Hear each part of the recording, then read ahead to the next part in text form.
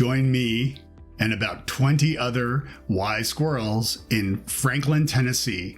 That's just minutes from Nashville, by the way, on September 19th to the 21st this year.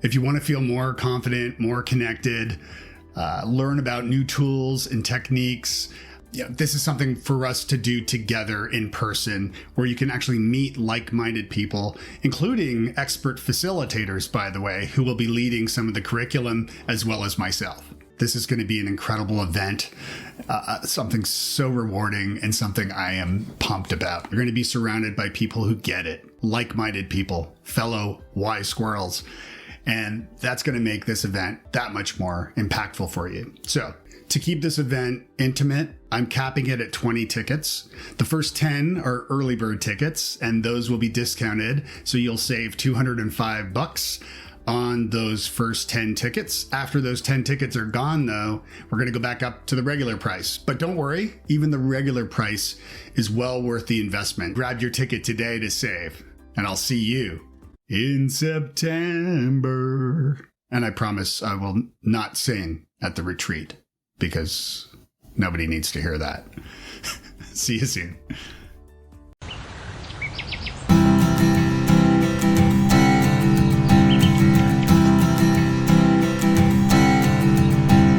Welcome to Wise Squirrels, the podcast for late diagnosed adults with ADHD. I'm your host, Dave Delaney.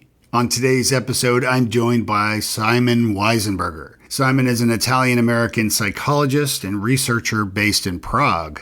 He specializes in adult ADHD, time perception, and holistic personalized approaches to mental health. We cover a lot of ground in the conversation today, from challenges of ADHD diagnosis and treatment in Europe to the promise of personalized medicine using things like AI, and of course, diet and exercise. And yeah, we even talk about cold showers and cold plunges.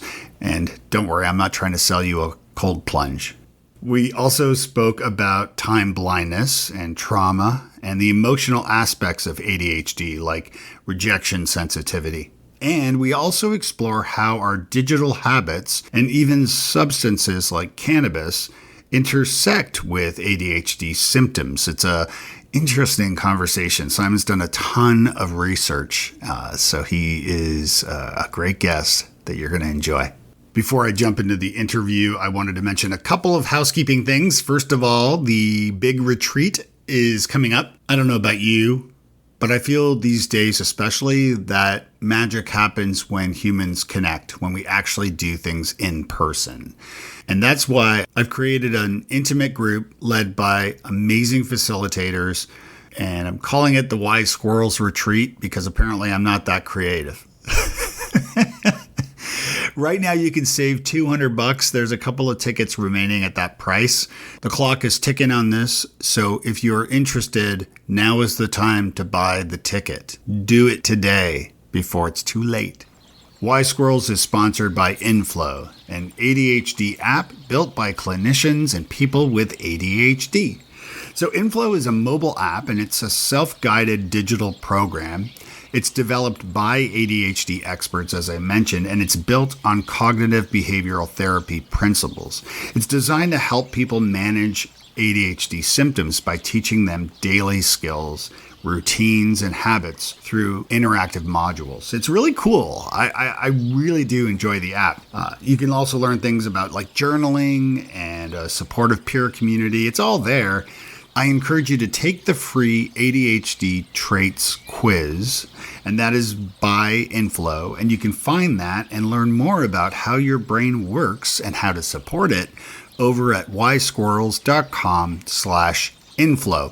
There's a link in the show notes, so you can click that link and give it a try today. And we thank Inflow for their sponsorship of Wise Squirrels. And now, let's hear from Simon. Hi, I'm Simon Weissenberger, and I'm a researcher and a psychologist. I have been focusing on ADHD since about 2016, 2015. Once I finished my master's degree, I got a Ph.D., And my main focus of that was ADHD and primarily adult ADHD. And since I'm based in the Czech Republic, we were looking at lifestyle habits and things that people do. And I wanted to say that one of the main reasons for that study was also because, as you know, adult ADHD has been added to the DSM-5 since 2013. And in the Czech Republic, there was a bit of a delayed response with that, and a lot of people were struggling. So our goal was also to raise awareness of this topic. That's And fantastic. Yeah, yeah, go on. Yeah. and then going on, I mean, we series of events led me to meet the late Phil Zimbardo, who's famous for the Stanford prison study and a bunch of other social psychology stuff on conformity and things of that sort. His research on time and time perspective was something we talked about. And we collaborated on some research that led to more studies looking at time perception and time perspectives and ADHD. And you've done a lot of wonderful research. I first learned about you from Dr. Russ Ramsey, who was a guest on this podcast as well. And just to be clear, I'm not a doctor, nor do I pretend I am online. There's plenty of that out there already. For me personally, I was diagnosed just a couple of years ago with ADHD, now in my 50s, and decided to start a podcast, and here we are. So I started it as a way to kind of learn myself about ADHD, but then also, as I learned more, to remove stigmas and to, inspire and educate people. And then in addition to that, also having learned from Russell Barkley about life expectancy for undiagnosed and untreated ADHDers, that can be up to 13 years less. Yeah. And when I learned about that my little passion project here became a mission, and here we are today. So yeah, I'm thrilled to have you here. Are you from Prague originally? No, well, my background, I'm actually half Italian, half American, but I've been traveling since I was born, basically, because I'm an U.S. military brat. And so I've been around, and I ended up in Prague because I did basically a study abroad with La Salle University. And at the end of the program, one of our guest lecturers, professors from Charles University, basically invited me to do my doctoral studies here. And I decided, it's a long story, but I met my ex at the time, and I stuck around and have kids here. So, and it's a beautiful country, beautiful place. So I'm sticking around here, and it's great. Yeah, it's a cool spot. I mean, I recommend it to people to come visit, especially in these months. For, just commenting on what you said, I think it's really important that what you're doing with raising awareness of this topic, because I think in the US it's now a little bit better than it was here. But here, many people with ADHD, especially adults, really struggled to get proper care. And so there's many horror stories of adults, seeking treatment, and they are not able to. And very often they are misdiagnosed, or they're given SSRIs, and at best, they get some kind of psychotherapy. But it's getting better, though, I have to say. That's good, at least. Yeah. I mean, I think. Yeah. And when I reached out to you, I think I mentioned that my wife and I lived in Prague for several months back in probably 99, I think 1999. Oh, wow. And we were backpackers. We had met in Ireland. I'm from Canada, from Toronto, and she's from Tennessee. And we met in Galway, Ireland, lived in Ireland for several years, and in Scotland and Edinburgh for about a year, and London for a while. But then we were backpacking across Europe, and we ended up in Prague, where we ran out of money. And so we lived in a we lived in a backpackers hostel, which was like the woman that ran it was like the sweetest woman in the world. Oh, wow. Over at Budia Vista, I believe was the name of the tube stop, metro stop in Prague. Yeah. And yeah, so we lived there, and then we would work at the hostel at night, earning enough, or not being paid, but for room and board. We would work by cleaning the hostel and like checking in late arrivals, and then during the day we would both separate and go out across the city to teach English to ESL students, Right. newly adults, learning English. And yeah, we had a great time. But man, I've never been more broke. We saved up enough money. Prague was sort of famously like this really super inexpensive place, certainly before the euro and stuff.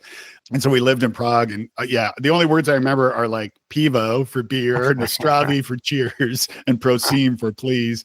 And I think that's Right. maybe it. But I love Prague, and like you said, like I highly recommend people check it out. I've heard from people in Europe. Now, obviously, the U.S. has its own problems, major problems these days with. I won't get political here, but yeah, its circus has entered town. But as far as in Europe, my understanding, when I talk to people in the UK, especially, the NHS, I mean, adults are waiting literally years for a diagnosis and then hopefully treatment. Are you finding that in the Czech Republic as well? Well, here it's a little bit different. I think with especially I'm just talking about adults, because with children it's already much better. Sure. But here there's there's a few private, there's private practices that aren't super expensive like they would be in the US. That you don't have to wait too long for.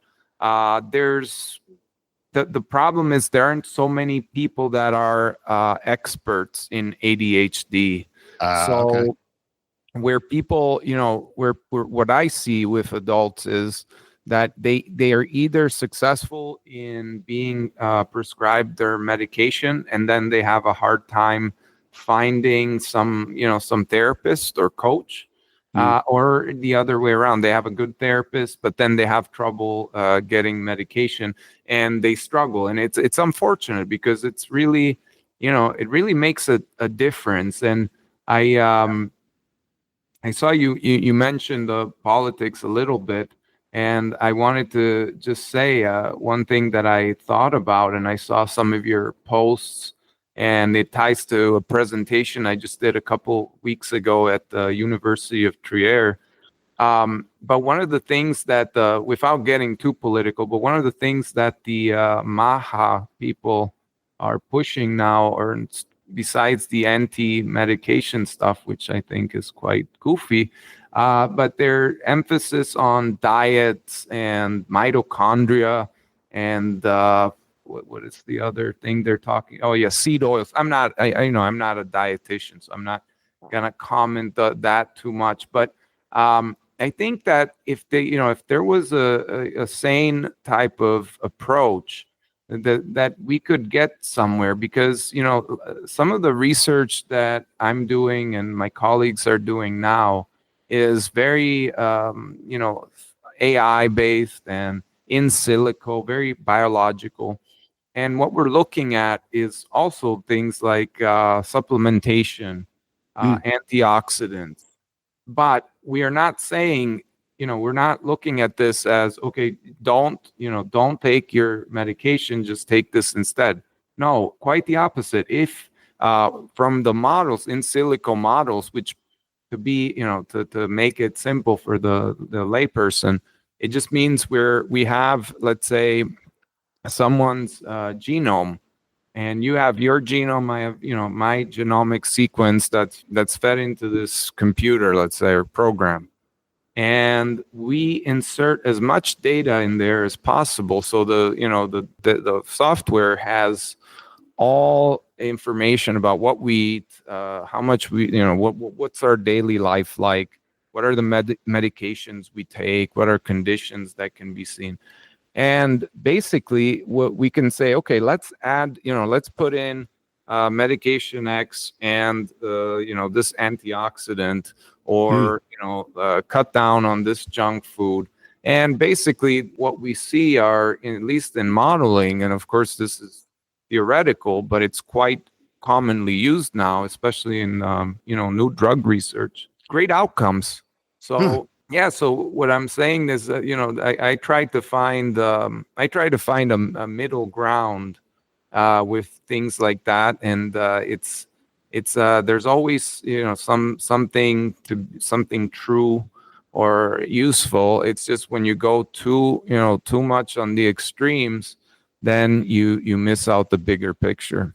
Yeah, and what you're saying is like I agree. I think well with AI and things too, because I yeah, I'm kind of a nerd that way. But it's almost and correct me where I'm wrong, but it's almost sounding like you're creating like a digital simulation, almost like a digital war game where you're like putting in like different and not a scientist, but like different stimulants, different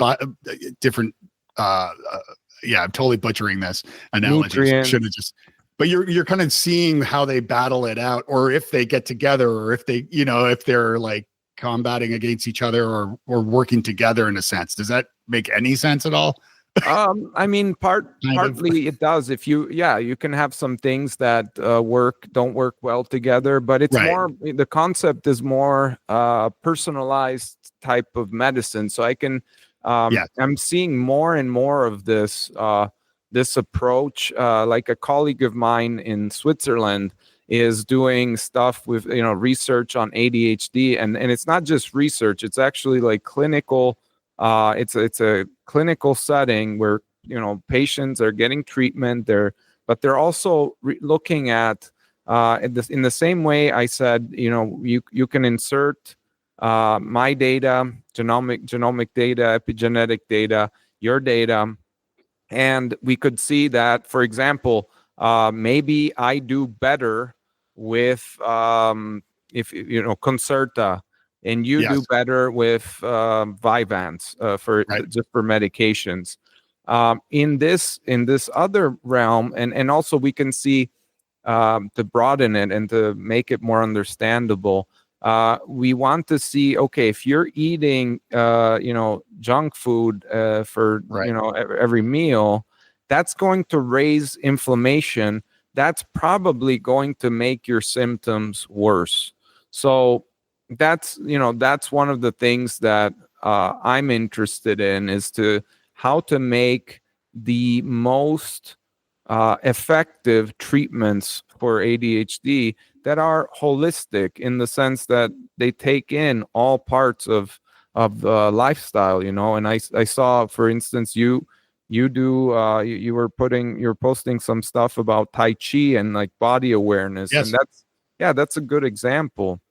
Um, and just to jump back for a second, with my colleague, basically what they're doing in this hospital in Switzerland is they have people, people with ADHD. I think it's both kids and adults that are there.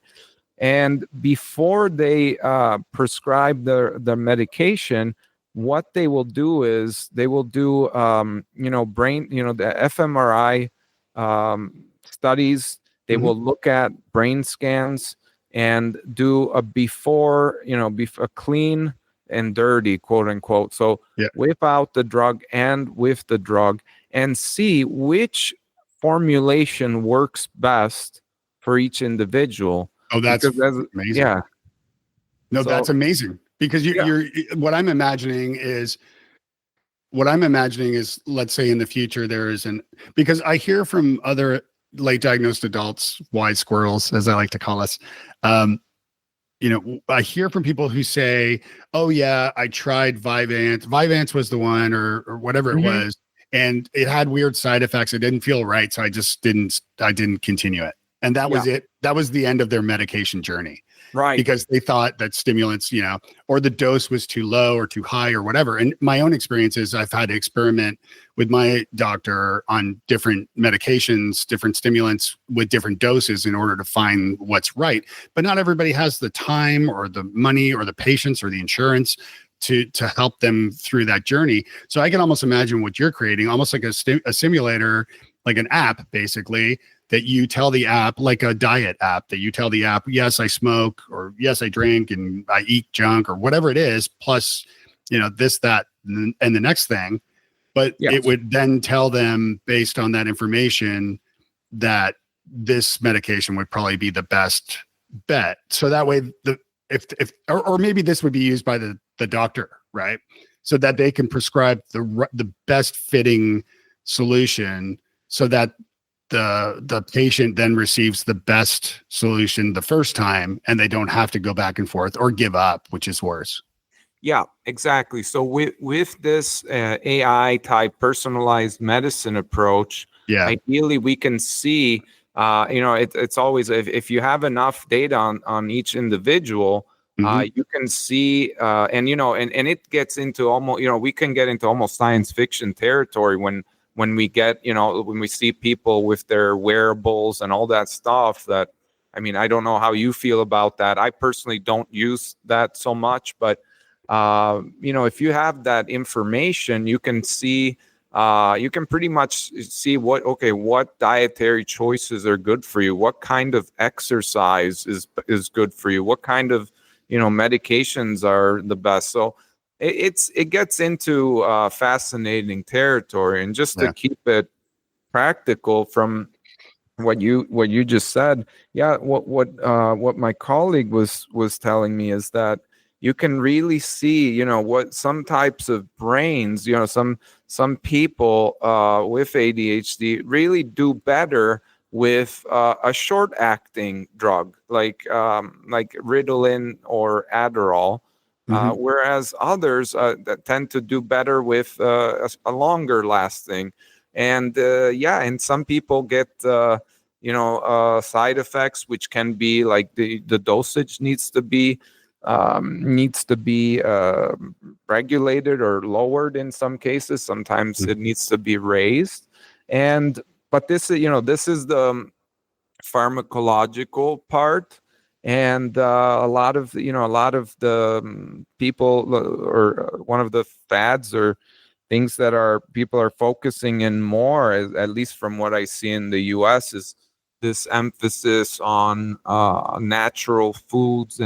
And that can be good if you're able to stay lower inflammation, which is chronic, and we see more and more diseases and disabilities that are at least worsened by chronic inflammation.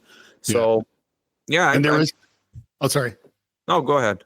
No, I was just going to say, and there's sort of there is a tie-in with, like, I've learned that with ADHD, like exercise, like it's kind of piggybacking on what you're saying, right? Like exercising, healthy eating, healthy living is essential really for everybody if you want to have a long, happy life, regardless of your neurotype. But with ADHD, exercise is especially helpful. Yeah. And diet, of course, but exercise is especially helpful because you receive dopamine from success. Like, when I go out on a hike most mornings, I start the day off on the right foot, and I've had time to clear my head and think about my day or think about my week. And plus, all the reasons why that anybody would know why, walking briskly or running is healthy. Right. And that gets into like because you've got a mantra, or you believe in like this whole self philosophy, right? Yes. Yeah, which I've heard, which is like, be the best version of yourself and don't let your problems define you. Is that sort of the general idea there? That's something that I work with on with clients and things. And it is I guess you could call it a mantra. Be the best you can be. It was the old army motto. Yeah. And I really like that. And I mean, so I was just, I know you were jumping. This is an ADHD podcast, so we're jumping a little. I mean, so this is an area I just wanted to say. This area of personalized medicine is one area that I think you will see a lot more of with ADHD. Now, if we're talking about lifestyles and what I said as the start of my journey, you mentioned exercise, which of course, it's good for everyone. Getting, even just walking. And as for ADHD, there's the advantage, we can be more distractible, but also like get stimulated by these things. One thing that I talked about also with Russell was this ice, this fad of the cold exposure, which has been around. Now, it's been around forever, but it became popular. Now, in research, we know that people with ADHD have lower free flowing cortisol in their blood and saliva, which is especially in the morning. It's not typical. So if you have cortisol, that's a stress hormone, and if you have less of it, and it's not, you have less of it than a neurotypical person, you will be less motivated. You need to have a little bit of stress. And what was found in research was that you start the morning, and this is something I've been doing for a decade or so. Cold shower. Besides doing the breathing and things of this sort, it actually raises cortisol, and it can be quite helpful for people with ADHD. And I find routine something that can be good is to have a steady routine for, like, what time you wake up, what time you go to bed, integrate have your rewards for doing your exercise, finding things that are pleasurable and healthy. But in terms of lifestyle, some of the things that we found, and our original study on the Czech population was correlational. So we were looking at correlations between symptom intensity and lifestyle. So, and habit. Let's say somebody who is drinking, a gallon of soda per day. How does that correlate with the ADHD symptoms intensity, whether it's inattention, impulsivity, or things of that sort? And I mean, a lot of the things we found were basically similar to or fit what was already known. But we found that, of course, physical activity, exercise is negatively correlated with with extreme symptoms or strong symptoms. We found that, for example, certain, better dieting was connected or correlated with lower symptoms. So you always have to remember, it's correlation does not always equal causation. It's very, Correct. So other things that were surprising, well, the digital hygiene, which is something that more and more people are aware of, especially younger kids. I've noticed, because I teach as well, and I notice with my Gen Z, especially the younger ones, they are quite aware. It's like with ADHD, they're quite aware of of the things that they need to do, and but they struggle with it, especially when they're so, part of their reality is so ingrained with smartphones, TikTok, and all these things, and they're aware of the they say, well, I need to put my phone away, or I need to take a break, take a digital detox. I've heard many kids say that now, and I have to say, I was, despite the stereotypes, I see some kind of improvement in the younger kids. I mean, compared to like 3 years ago or 4 years ago, I see kids being a lot more aware of the issues at hand. So I think they are. I keep telling my kids are now 18 and 19, and I keep telling them and friends that at some point in my lifetime, or possibly my kids, certainly in my grandkids, at some point in the future, our future families are going to look at pictures of our families and see the pictures of everybody on smartphones, and it will be the equivalent of cigarettes for us, for our generation. Like, I can't believe you smoked near your baby, right, in the 70s.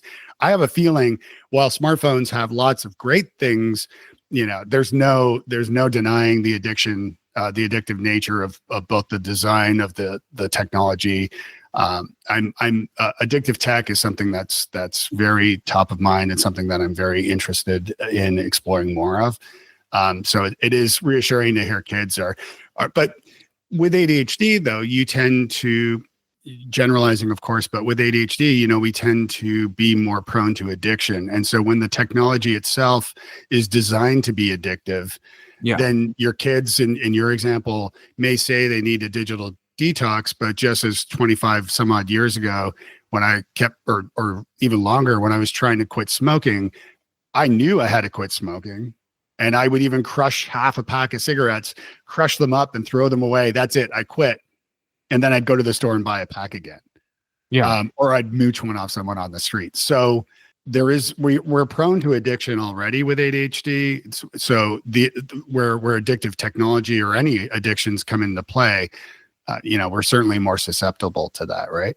Hey, this is Dr. George Sachs, co-founder of Inflow, a proud sponsor of Wise Squirrels. If you have ADHD, you know how tough it can be to stay on top of, mostly everything. That's why we created Inflow, an app designed by expert clinicians and people with ADHD to help you understand your brain, build habits that actually stick, and feel less alone in the process. Get the support you need with Inflow. Head to wisesquirrels.com/inflow to check it out. Yeah, one of the things that came up in our research, and it's something that's been looked at, which is controversial, is the connection between nicotine and improving symptoms of ADHD. And when people ask me and say, well, does that mean I should take nicotine or smoke? Well, if you ask me if you should smoke, I would tell you absolutely not. If you're saying should you start taking nicotine for ADHD, I would say absolutely not. If you are already a smoker, I would suggest to do some harm reduction and switch to probably nicotine pouches and get not a too high dose. But it is addictive, so it is controversial, and I am aware of that. But it has been found to be neuroprotective, and if you can get it in your body without causing too much damage, I mean, I'm not particularly opposed to it.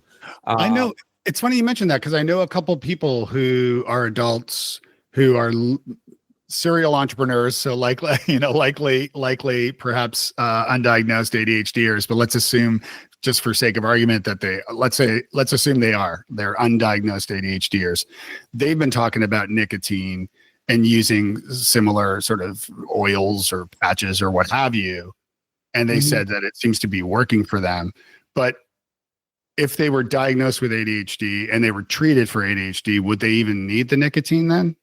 If they're on stimulants and they're in therapy and they're getting everything they need? I mean, probably not. I can't answer that and that's the risk, because it is an addictive substance. Right. So I can't answer. I just can tell you that in terms of symptoms, and I'm trying to recall if we had that look, if we looked at medicated and medicated plus nicotine, but no, I don't recall that, but probably not.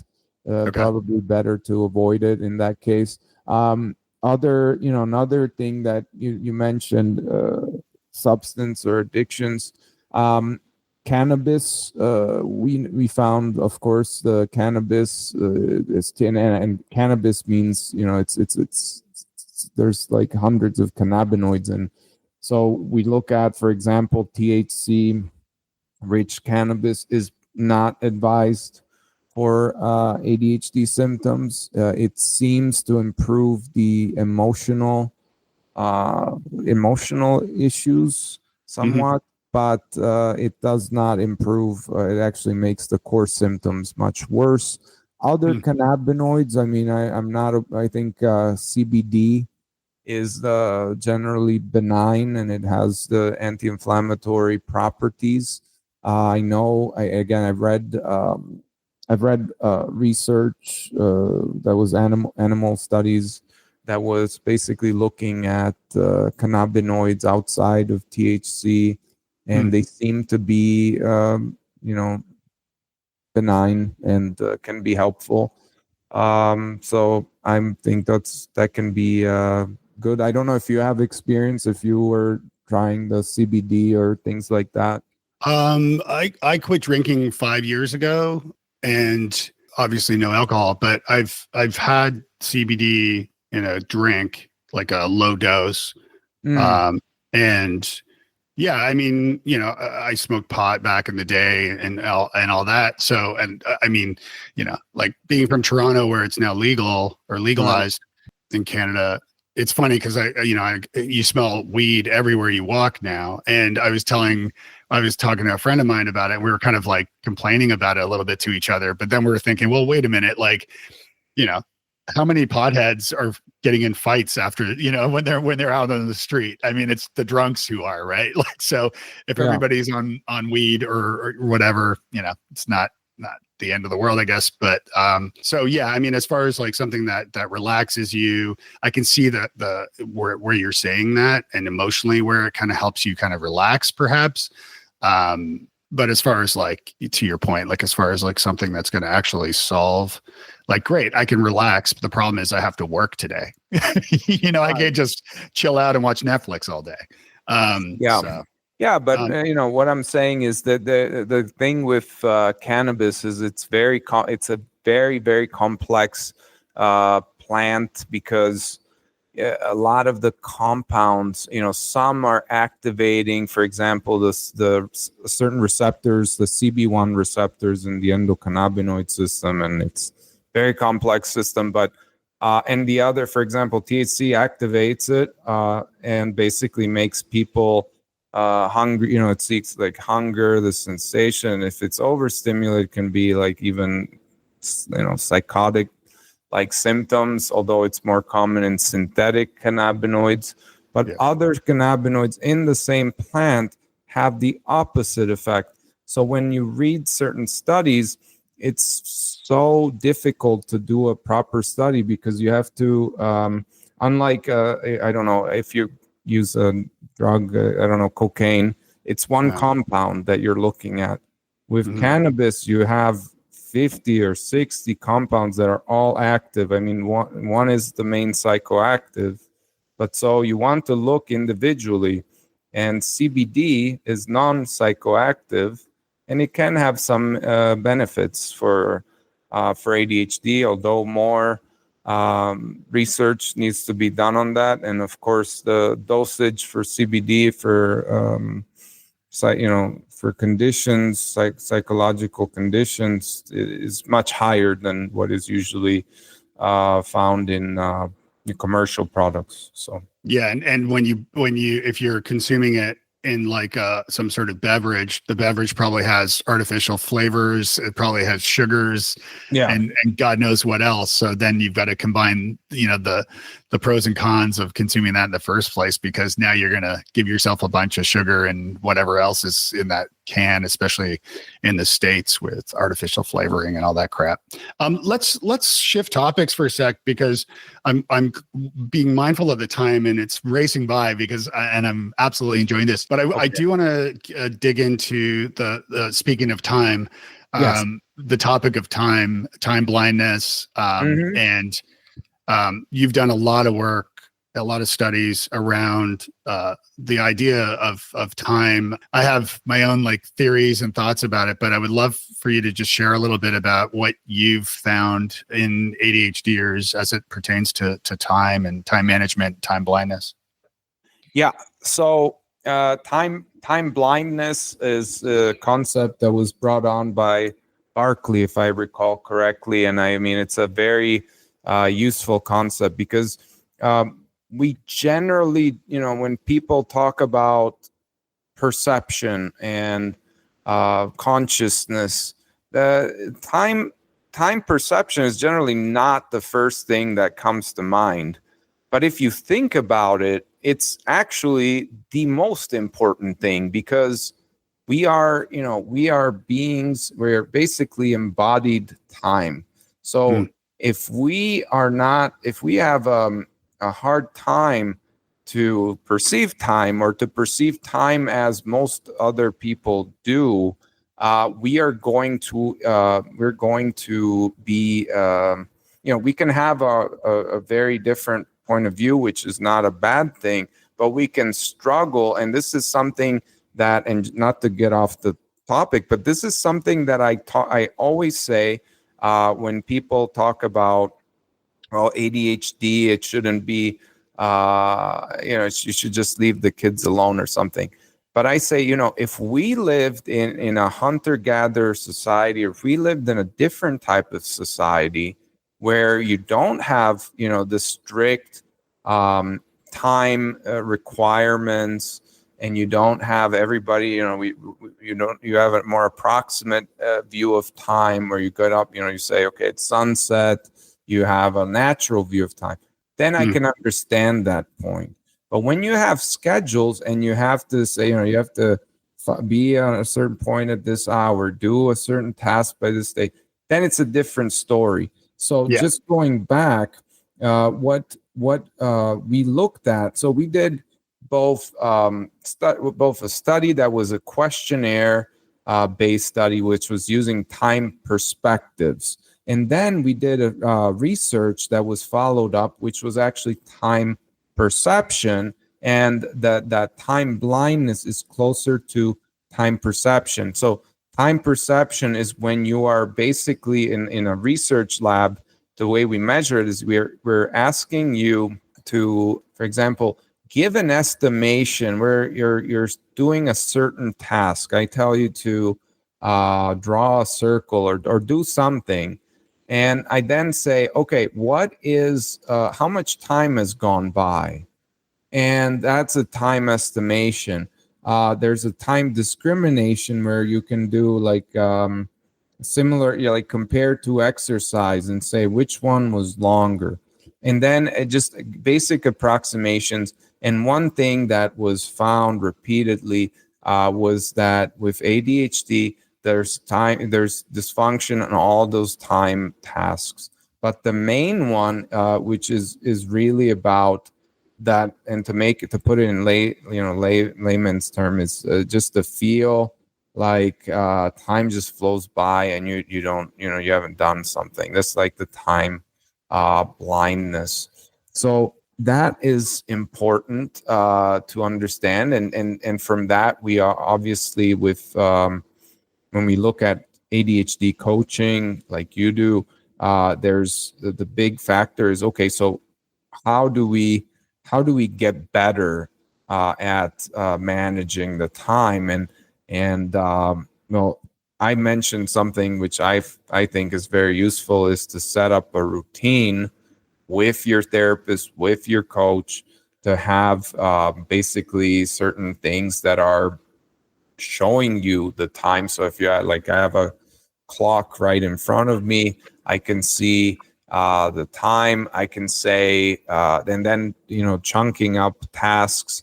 I can say, okay, from 4 p.m. till 4:30, I will be working on this task, and take a break 5 minutes, do this. And that's very useful. You can have some reminders. Some people find that useful, others don't. I find it not useful, but I don't know. What's your opinion on that? Because well, there's a curse with all of what you just said, which is with ADHD, which is when the novelty runs off, right? It sucks because you may find the perfect thing. So for example, like I love the Pomodoro technique of 20 minutes working on a task with a 5-minute break. And then 20 minutes again. And I coded and built a timer on wisesquirrels.com for like, it's like under the resources. It's a free like digital Pomodoro timer that you can use. In addition to that though, physically, I find analog and physically things are really helpful. And I also have a link on that site for a time timer countdown. Like basically it's a clock that actually sits on a little timer that sits on my desk. It's a physical timer and it visually counts down the time so I can glance at it and see, holy crap, like 15 minutes has passed, or I only have 10 minutes left to work on this task. I also use a calendar that I created where I time block. So I call it my ideal week. And I have it in so I'm kind of a nerd. So I created like a Google Calendar, and it's like I use Google Calendar already for for Wise Squirrels, but also for my business Future Forth and all that stuff. But I created an ideal calendar, which is the chunking of time, not to specific tasks, but general categories. So like exercise or health. I'm looking at mine on my wall because I also printed it and it's on my wall. So like planning the day, top tasks, creative deep work, admin and communication, lunch, walk, Peggy, stretch, networking, meetings and coaching, picking up my wife from work, and then a daily review, reflect, and wins. And so each thing is in a chunk of time, and that's on my calendar, both digitally. And so the way I use that is I turn it on and off on my Google Calendar because it overlays. So when you first create this, it's a kind of a shit show on your calendar because it's all a mess. But as you start planning time in the future, you can start saying, okay, Simon, we've got this meeting. I can only meet you during this window because that's when I do the podcast, right? Or that's when I work on Wise Squirrels. And you can start to slot in the meetings and things that you have to do into the actual category of time blocks that best fit those. So those are some of the things I do.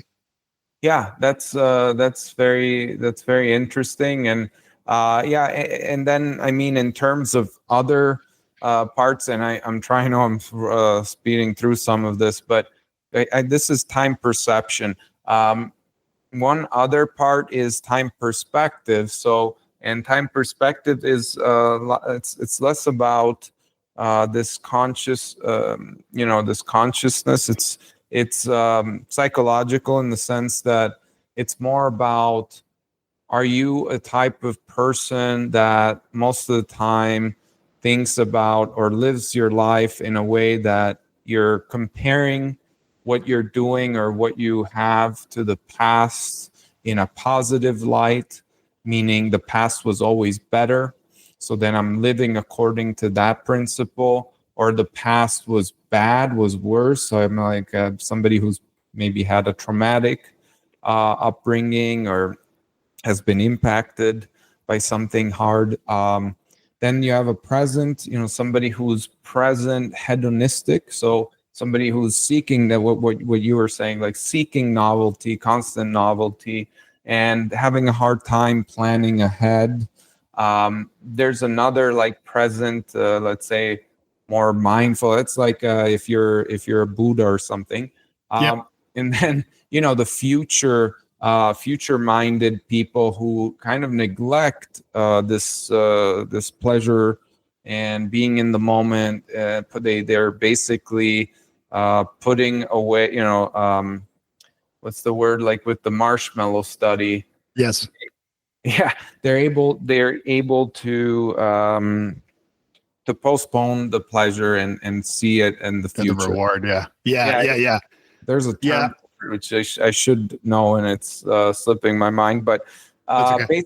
Basically, what not surprisingly, we found that with ADHD, most of the people were present hedonistic, and there was present hedonism, and some were past negative. So a lot of people, and this is something that I am very interested in studying further. That's actually one of the things I want to look at is childhood trauma and ADHD. Yes. Because since ADHD is a wide, there's different, types, of course, of ADHD, and there's different explanations for it. And this is kind of, paradoxical from what I was telling you before in this very hard, biological side. But I'm also very interested in seeing how, people's environment and upbringing and adverse events can impact these symptoms, at least, because in childhood you can see some kids that maybe going through stressful situations, and they look like, they can be misdiagnosed or thought of ADHD when they're anxious. It's hard to distinguish. You have to look at it further. But well, you're touching on stuff here and I'm smiling. If anybody saw me on the camera right now, they'd be like, what kind of freak is Dave? Because as soon as you bring up like childhood trauma, I'm like smiling. But the reason why is because I've been talking about this with some folks about this idea that I've been thinking a lot about, which is that, okay, so ADHD is highly heritable, as we know, almost as heritable as height. So something, generally speaking, somewhere around like 75, 80% or something, likeliness that a child has ADHD if a parent has ADHD, something like that. And you can correct me where I'm wrong. And so my theory is that, especially in the Generation X kind of general, like my age group, let's say, is that, so thinking of my own past and my own life, I can now think, and with pretty deep confidence, that one or both of my parents had or have ADHD, but undiagnosed. They had addictions. I had trauma as a result of some of this. There was impulsivity, blah, blah, blah. But there was certainly trauma as part of that. Now, because of that, I experienced trauma as a child, and the studies or that a child around 10 or under, or by the time they turn 10, they've heard something like 20,000 insults or negative feedback from parents and teachers and so on, more than a neurotypical kid. And so my theory is that, like, I wonder like what percentage of adults, maybe our age or my age, with ADHD faced some form of trauma growing up. And even more so, and part of maybe the purpose of this podcast too, is to help, because nowadays more and more adults are getting diagnosed because mental health therapy is more acceptable socially, but also because, and especially for women who are missed completely, they take their kid in because the kid's acting up or whatever, and the kid gets diagnosed with ADHD, and the parent then says, holy crap, wait a minute, I have ADHD, or my spouse has ADHD, and they get diagnosed. So nowadays it's almost like we're course correcting, but for kids from the 70s or 80s or whatever, there's a high likeliness that my theory is there's a high likeliness they face trauma as a result of an undiagnosed parent. That's very interesting. And and you can also, I mean, there's it's always about, the chicken or the egg. Of course, the egg came first, but with trauma, you also have to think that you have to remember that trauma is also something that is inherited. Now we know that people's parents experience. So who knows how long it goes back, and in terms of what you said, yes, that's also very, very valid. I think that's an area that needs to be further explored. I'll just put it that way, because trauma does create changes in the brain. It creates this whole series of things, and if you have, and my point is, if you have generation after generation of things, there's going to be visible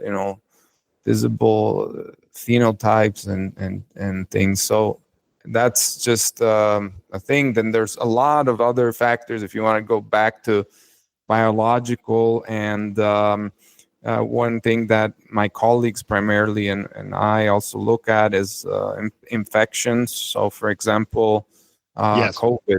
COVID was a big one.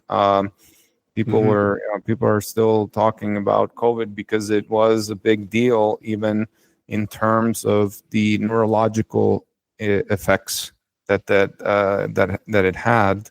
It has. Right. And other types of infections, other types of risks that are in utero. When the mother is pregnant, there's risk factors from things like pollutants, things like plastic, BPA. So and of course things that we already know, like smoking and or other. Yeah, and we're kind of Testing. exploring right now. Sorry to interrupt. We're kind of exploring right now sort of causes or hypothetical causes not necessarily hypothetical, because there is some proof to trauma, as far as not trauma as in psychological trauma, but trauma as in like actual physical head trauma. My understanding is it's not a huge number. My understanding is that, for the most part, ADHD is heritable, and and that's kind of generally where one, not develops, but one is born with ADHD. It's not something you just develop. So, but pollutants, my understanding is that there is, some information out there about pollutants causing ADHD. One thing that I want to be clear on is, and at least according to Russell Barkley, is, there's people like Gabor Mate who has written books or claims that like actual trauma, like psychological trauma, abuse, physical abuse causes ADHD. And my understanding is there's no proof of that whatsoever.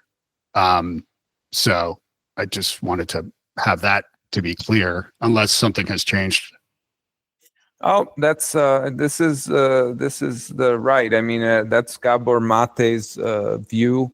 I don't think it is an approved view. This is something that I want to see because or further research, because from just this is mostly anecdotal, and this is why I would like to see it, research it, is that kids with this this experience of abuse display. So what is known, as I said, is if you have some kind of trauma, and I don't mean head trauma, but like actual psychological trauma as a child, anxiety can look like ADHD. Like a kid who's anxious could appear to be ADHD. I had this, this discussion, and there's some in the field, and this is again just anecdotal, but people work with many, and they say it's so difficult to actually say that. And what I was saying to you is, if you have a history of psychological trauma that goes back, it's hard to say what outcomes can come from that. Because you said, of course, it's heritable, but that mutation, to, like, for example, DRD4 mutation has to come from something. It's not. It's usually not just a random mutation, although it can happen with evolution. It's usually the way we see with epigenetics. It's always interconnected. So the experience is. I'm sorry to interrupt, but is that mutation connected to ADHD, or is that mutation connected to anxiety or depression? DRD4, it's basically a dopamine receptor, and that is connected with ADHD, and it's also connected with other issues that are and again, it's like there's no single gene for ADHD, but that is one that's seen with ADHD, that's seen with certain addictions or predisposition to addictions, as well as in obesity. But my point is with that is all of these things need to be looked at. And I know I'm getting a little nerdy here, but they need to be understood from an evolutionary and holistic point of view. So in order for this gene to be passed down, there needs to be some kind of factor that prompts this kind of mutation. And and so it's interesting. Yeah, I'm going a little bit this is more theoretical, but it's just things that spark my interest. And but I'm aware of what you said. Yeah, and we know that, like, or at least my understanding is, and certainly I'm a case study for it, but anxiety and depression are both, common strange bedfellows with ADHD. And so oftentimes, if one has anxiety, let's say like clinical anxiety, and they're being treated for that anxiety, but they're not being treated for the ADHD, which could be the root cause or at least a contributor of that anxiety, you can treat the anxiety all you like and maybe have successes along the way, hopefully have successes along the way. But if you're not treating like the actual root, maybe I use the term cause loosely, but the root problem, let's say, or ADHD underneath, that anxiety may return as well. So, and same with treating addictions and treating all this other stuff, is that if ADHD is undiagnosed and it's there in the background, then it could play a factor in why you relapse or what have you. So right. And this just something with the anxiety you mentioned and depression. This also ties into the emotional part of ADHD, which is often overlooked, right? And this this kind of the rejection issues that can happen. And I think this is so, and this is a call for therapists or listen. I think that in couples therapy and just therapy in general, that this needs to be focused on a lot more with ADHD, because if you're in a relationship and your partner has ADHD, and maybe you know about it, but this part you don't know about, where there's all these emotional type of reactions, anxiety, anger. This can be really something to raise more awareness of. Absolutely. Yeah. I interviewed Melissa Orloff on an episode a while back, who's great. And she wrote a book about marriage and or couples and ADHD, and how she calls it like the parent-child dynamic, which, if the, one spouse, in my case, it's me, has ADHD, they like unknowingly take the child dynamic or that child character.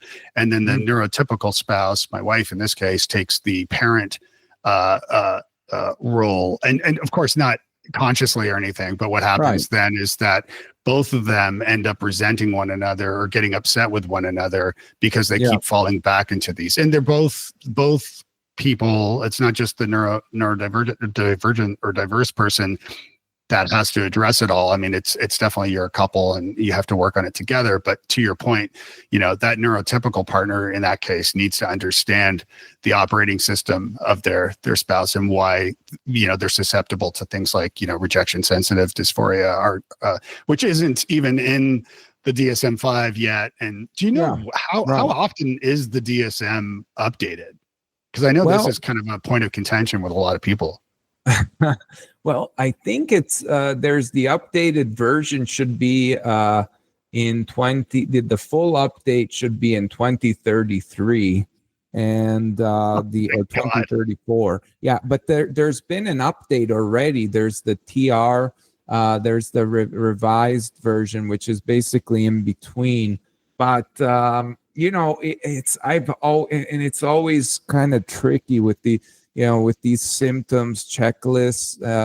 They have, this is kind of off topic, not on ADHD, but they are doing interesting things with personality disorders in this revised DSM, which is this more experimental models.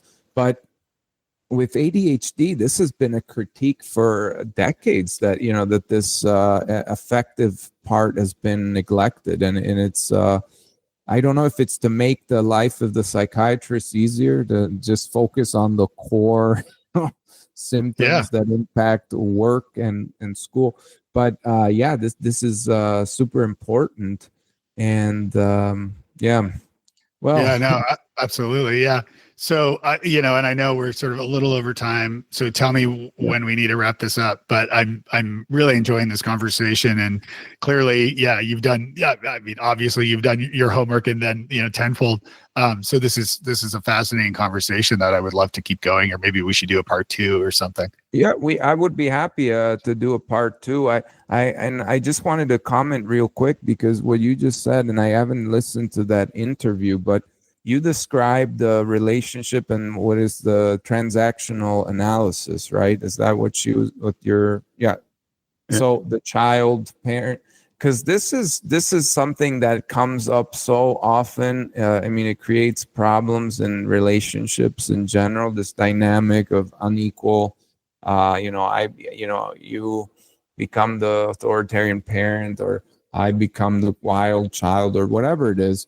I mean, there's many ways to look at it, but I think that just what you said about, being aware of that and the partner being aware, this is a message that needs to be heard.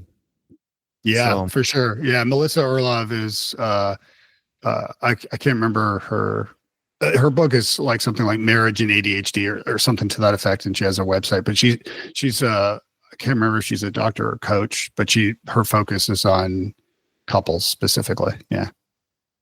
Okay. Yeah, that's I'll check it out. Well, I'm happy to connect you too. Yeah, and I would be happy to do a part 2 with this. We can do it freestyle, or go on a specific topic.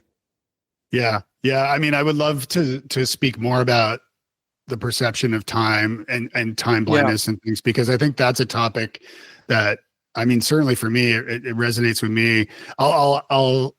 I'll mention, like, on a previous podcast, I mentioned I've been podcasting 20 years. I've had several podcasts, plus undiagnosed ADHD leads to multiple podcasts, but I digress. I interviewed a woman years ago who ran what she called an elder blog. A wonderful woman, Ronnie Bennett, sadly passed away.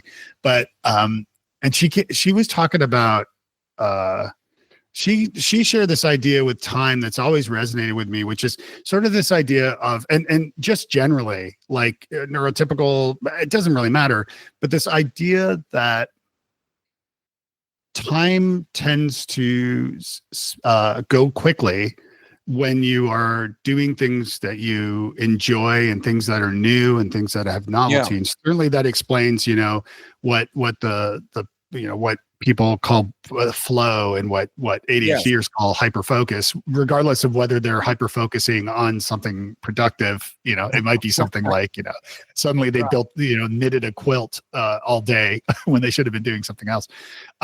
This podcast probably is part of the hyperfocus problem, but I digress on that too.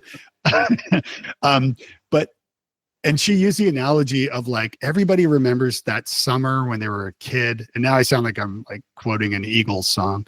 But that summer when you're a kid and you have your first love and you maybe make out for the first time. And that summer, I think Don Henley said, seems to last forever. But as you get older, time tends to start to slow down. And certainly speaking to my mom and who's 88, she's like, oh Jesus. She's like a year has passed in like the week or in the day. And so time seemingly goes faster as you get older, seemingly, of course. So the question then becomes, well, and my idea from all that is, in this conversation I had with Ronnie, is that the more that you do new things, this is why I'm a huge proponent of travel, but the more you do new things, the slower time goes. So there's that little point. The other thing that I brought up on a previous podcast, and my guest was like, whoa, we can't do this right now, because it was like this at the end of the show. But my question was, for ADHDers, if time tends to go faster, ready? This is the philosophical part. Because time is a construct, right? Time doesn't really exist. So does that mean that an ADHDer's life is shorter than a neurotypical's? And I'm not talking about birth and death. I'm just talking about seemingly. Right. Yeah. I mean, that's a great philosophical question. And just one thing that you said that it goes faster. It's sometimes, at least from what we found, it's also that it's not just about perceiving it faster, because you said, like, for instance, a flow state, or beautiful day at the beach with your lover, or whatever it is, goes fast. But it's still like it should be like you're aware and you're enjoying it actively. Whereas one of the frustrations that is seen with ADHD is that it's like time slips. It's like slipping. You're not grasping. You're not like able to have this, again, it's an illusion, but to have this feeling like you are, in that right timing, in that, doing something correctly. So yeah, I mean but that is a good question. Something that should give kind of an impetus for people to, especially, people, listeners, to find ways to really make time, take control of your time more, or have a sense of beauty in the world, of something that makes it worth being the embodied time. I like my colleague Mark Whitman. I'm not going to steal it from him. He's a researcher in Germany. He's the one he wrote a book on altered states of consciousness, and he says we are embodied time, or time embodied. And if you think about it, it makes sense, because, as you said, it is kind of a construct we need to make around the earth, the sun, etc. And Where can people find you, learn more about what you do? So actually, as I was saying, and I'm not sure if you started recording then, but I'm usually doing, I have a podcast, which is not so active at the moment, but I have some interviews coming up, and I'm usually the interviewer. And my podcast is called Psychology 360. And I have a ResearchGate page. You can find my name. It's Simon Weissenberger. And besides that, I'm not so active on social media at all. I find it better to not be on there. But LinkedIn I do have, but I don't. Maybe I will to advertise some new work, but in general, I find it's better to be disconnected.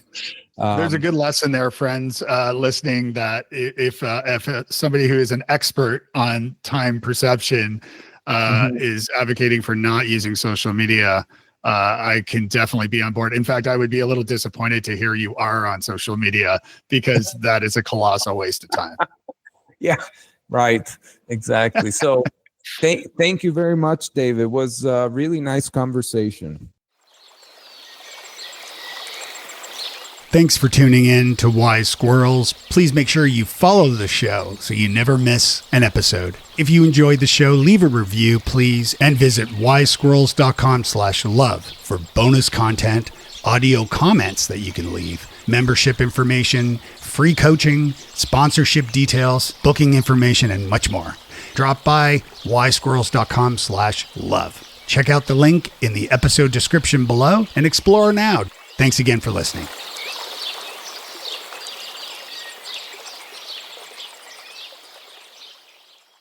Hey, this is Dr. George Sachs, co-founder of Inflow, a proud sponsor of Wise Squirrels. If you have ADHD, you know how tough it can be to stay on top of, mostly everything. That's why we created Inflow, an app designed by expert clinicians and people with ADHD to help you understand your brain, build habits that actually stick, and feel less alone in the process. Get the support you need with Inflow. Head to wisesquirrels.com/inflow to check it out.